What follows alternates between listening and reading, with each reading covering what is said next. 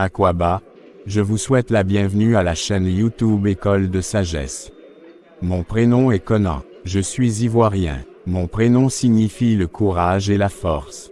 J'anime les émissions « Les religions en Afrique et les spiritualités en Afrique ». À travers ces émissions, j'ai déjà parlé des religions étrangères introduites en Afrique. Maintenant, c'est le tour des spiritualités ancestrales de la communauté noire.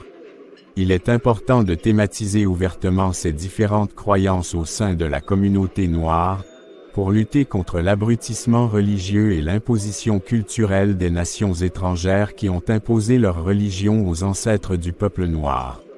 À notre époque, il est important que le peuple noir se débarrasse de toute forme du colonialisme lié aux religions étrangères. Cette émission est un instrument pour vous inciter à la réflexion, pour briser les chaînes religieuses du colonialisme.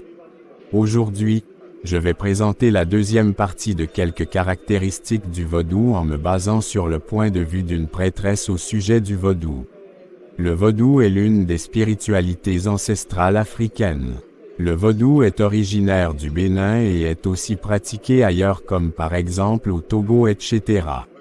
L'adoration des divinités africaines ne doit pas être forcément associée au vaudou, car toutes les spiritualités ancestrales ont leurs caractéristiques propres à elles et elles ne s'appellent pas toutes vaudou. Par exemple en Chine, en Europe, en Inde, en Amérique, etc. des peuples adorent aussi leurs divinités ancestrales, y compris leurs ancêtres, sans pour autant que l'on qualifie ces spiritualités de vaudou asiatique, américain, etc. Le nom d'autres spiritualités ancestrales sont par exemple Dogon au Mali, Orisha au Nigeria, Nzambi Npongu au Congo, etc. Voici quelques autres caractéristiques du vaudou. Première caractéristique, arme du bien et du mal.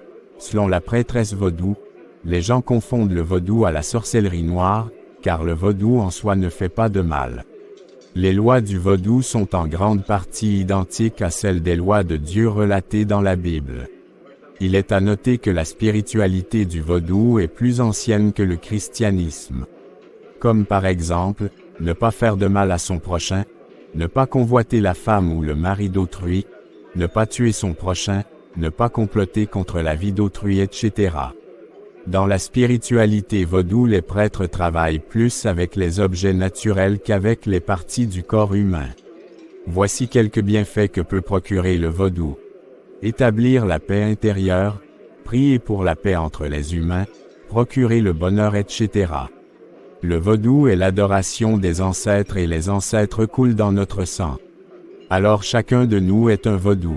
Bref, la spiritualité vaudou en soi n'est pas mauvaise, mais ce sont plutôt les colons qui ont confondu intentionnellement le vaudou à la magie malfaisante pour diaboliser la spiritualité vaudou. Ils ont agi ainsi pour imposer avec violence leur religion abrahamique et aussi pour dénigrer toutes les valeurs culturelles du peuple noir. De plus, il faut reconnaître que des personnes mal intentionnées pratiquent l'occultisme pour faire du mal en se cachant derrière le vaudou. Finalement, il est important de savoir que la spiritualité vaudou et l'occultisme sont deux choses différentes. Tout comme le chrétien dirait que le christianisme et l'occultisme sont différents, ou comme le musulman dirait que l'islam et l'occultisme sont différents, ou comme le judaïsant dirait que le judaïsme et l'occultisme sont différents. Au nom du christianisme et de l'islam, par exemple, les Occidentaux et les Arabes ont commis de graves génocides, des pillages à grande échelle des biens d'autres peuples. Ils ont soutenu le racisme contre des peuples, etc. En plus de cela, les récits des livres religieux de ces religions abrahamiques sont en partie influencés par des intérêts humains. Si le peuple noir ferme les yeux sur les côtés sombres de ces religions abrahamiques, pourquoi il n'en fait pas autant pour la spiritualité vaudou que les occultistes utilisent comme couverture pour faire du mal? Ce comportement n'est rien d'autre que le résultat de l'aliénation religieuse, mentale et culturelle. Selon les explications de la prêtresse vaudou, les chefs religieux, y compris les fidèles de ces religions abrahamiques, viennent en cachette vers elle pour des consultations. Mais aux yeux de tout le monde, ils font semblant de dénigrer la spiritualité vaudou pour plaire aux auditeurs et faire du business à travers la religion. Deuxième caractéristique, l'initiation. Selon la prêtresse vaudou, pour devenir vaudouisant, il faut passer par l'initiation. L'initiation n'est rien d'autre que le baptême. Le baptême n'a pas été inventé ni par le christianisme, ni par l'islam, ni par le judaïsme. Cela existait dans la spiritualité vaudou avant la naissance de ces trois religions abrahamiques. L'initiation ou le baptême n'est rien d'autre que la présentation de l'individu ou de l'enfant aux divinités ou aux ancêtres. À cause de l'aliénation mentale, religieuse et culturelle qui n'est rien d'autre que le résultat du sabotage spirituel des colons, l'initiation au vaudou fait peur à une grande partie du peuple noir. Ce qu'il faut retenir, c'est que la spiritualité vaudou et l'occultisme sont deux choses différentes. Donc l'initiation au vaudou n'a rien à voir avec l'initiation à l'occultisme. L'occultisme est basé sur le mal et existe dans tous les pays du monde entier. Les pays qui ont des tendances impérialistes sont dominés par l'occultisme, car ils provoquent la guerre dans d'autres pays pour y piller les ressources naturelles et pour opprimer les peuples victimes. Troisième caractéristique, le culte aux ancêtres et aux divinités. Selon la prêtresse vaudou, la spiritualité ancestrale se vit dans l'inclusion des ancêtres et d'autres divinités dans les prières et de l'honneur qu'on leur accorde. Lorsqu'on parle d'ancêtres et de divinités, on fait référence aux ancêtres et divinités bienfaiteurs. Ce sont les ancêtres qui ont mené une vie dans la crainte de Dieu, qui ont été recueillis après leur mort auprès de Dieu et qui ont obtenu des pouvoirs divins. Ayant atteint ce stade final, ils sont capables d'intercéder auprès de Dieu en la faveur des vivants. C'est pourquoi dans la spiritualité ancestrale, les adeptes adressent des prières par exemple aux divinités qui règnent dans l'eau, ou dans la forêt, ou dans l'air, ou aux ancêtres bienfaiteurs, etc. Ce concept de rendre le culte aux ancêtres et aux divinités a été copié et adapté par les religions abrahamiques. Par exemple, dans l'Ancien Testament, il est écrit que Dieu demandait aux Israéliens de suivre les pas de leurs ancêtres Abraham, Isaac, Jacob pour pouvoir bénéficier de ces bénédictions. Les Israéliens honoraient ainsi leurs ancêtres s'ils essayaient de copier leur comportement d'obéissance envers Dieu. De plus, en donnant les noms de leurs ancêtres à leurs enfants, c'est une manière d'honorer leurs ancêtres. Ensuite, en priant, ils associaient à Dieu les noms de leurs ancêtres, comme par exemple Dieu d'Abraham, d'Isaac et de Jacob. C'est aussi une autre manière d'honorer leurs ancêtres. Toujours dans le christianisme, certaines communautés chrétiennes adressent des prières par exemple aux ancêtres Marie, mère de Jésus, ou uniquement à Jésus lui-même pour intercéder en leur faveur. En outre, certains chrétiens adressent des prières spécifiques à différents anges en fonction des domaines dans lesquels ces anges opèrent. Le culte aux ancêtres et aux divinités dans le contexte des religions abrahamiques est aussi conditionné à la bonté et au caractère bienfaisant de ces ancêtres et divinités, comme tel est le cas dans la spiritualité africaine. En conclusion, sur quoi peut se baser un Africain qui est adepte d'une des trois religions abrahamiques pour diaboliser le culte aux ancêtres et aux divinités selon le concept de la spiritualité africaine et de sanctifier le culte aux ancêtres et aux divinités selon le concept des religions abrahamiques? Il est à ajouter que cet Africain ne connaît que superficiellement ou qu'une petite partie de l'histoire de la religion abrahamique qu'il a adoptée. Leçon à tirer.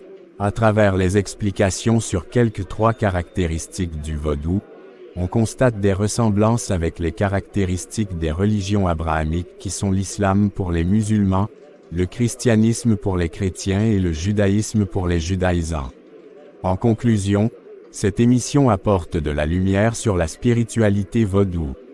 Comme on le constate, les religions abrahamiques présentent quelques points communs au niveau des caractéristiques avec ceux de la spiritualité vaudou. Puisque la spiritualité existait des siècles avant la naissance des religions abrahamiques, cela voudrait dire que ces religions abrahamiques ont copié les spiritualités africaines et que ces dernières ne sont pas diaboliques. Si les dieux de ces religions abrahamiques vont jusqu'à copier les spiritualités qu'ils considèrent comme étant diaboliques ou païennes, alors cela prouve que ces dieux ne sont pas 100% saints et que le diable n'est pas 100% mauvais. Je lance un appel aux Africains à prendre la décision de chercher Dieu avec sincérité de cœur en faisant l'effort de bien s'informer d'abord sur les religions étrangères avant d'y adhérer. Et ensuite de bien s'informer sur les spiritualités que ces religions étrangères diabolisent avant de prendre une décision quelconque.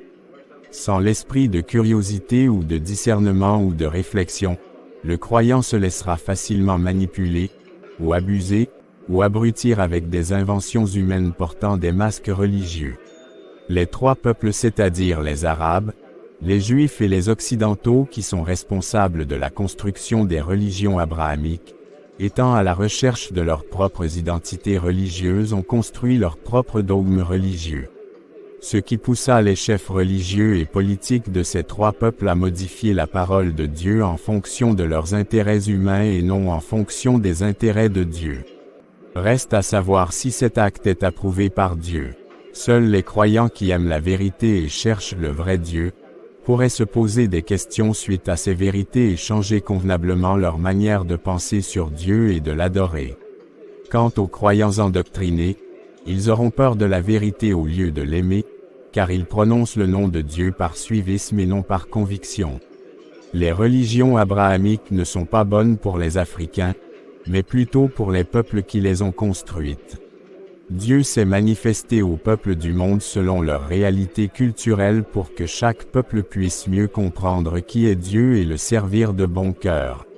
L'intention du vrai Dieu n'a jamais été qu'un peuple se lève de nulle part et prétende que sa religion est meilleure à celle des autres, ou que ce peuple malveillant impose sa religion à un autre peuple en y versant du sang. Le peuple noir doit célébrer avec joie, conviction et dévouement l'éthique du vrai Dieu selon ses propres réalités culturelles sans se cacher sous le masque des religions étrangères. Lorsque les Africains jouissaient d'une autonomie spirituelle avant le colonialisme, leur royaume prospérait et les habitants vivaient dans la crainte de Dieu puis dans le respect mutuel entre eux. Mais depuis l'implantation des religions abrahamiques sur le continent africain, les populations connaissent la pauvreté et le chaos dans les relations interhumaines. Voici quelques crimes commis au nom de Dieu par ces religions abrahamiques depuis les temps passés jusqu'à nos jours. Des guerres de religion, des viols de mineurs et d'adultes, des génocides, des pillages de biens des peuples, la dénigration des peuples, l'amour excessif pour l'argent, les abominations sexuelles, des meurtres, le racisme, les mensonges religieux, le blasphème contre Dieu en commettant des abominations au nom de Dieu, le grand intérêt pour le pouvoir séculier, l'hypocrisie, le blasphème contre les spiritualités africaines, l'idolâtrie des humains, l'individualisme, les rivalités religieuses au sein de chaque religion abrahamique, l'escroquerie, l'abrutissement religieux et intellectuel, la division des peuples africains, l'imposition de religions, l'approbation pour le mal, la prostitution des croyants, la protection des chefs religieux violeurs, diverses formes de barbarie, etc. Ces trois religions abrahamiques ont contaminé les sociétés africaines avec ces fléaux, car avant la colonisation les sociétés africaines vivaient vraiment dans la crainte de Dieu à travers les spiritualités ancestrales. Malheureusement, on ne peut pas présenter dans cette vidéo toutes les réalités sur la spiritualité vaudou. Pour terminer, je vous présente mes meilleurs vœux pour cette semaine à travers une photo de biscuit au raisin, puis cette citation de l'anticolonialiste Kwame Touré, originaire de l'île de Trinidad. Je cite: « Partout où le capitalisme est passé, le racisme et l'exploitation sont sûrs de survivre, nous devons donc détruire le système capitaliste qui nous détruit. » Fin de citation.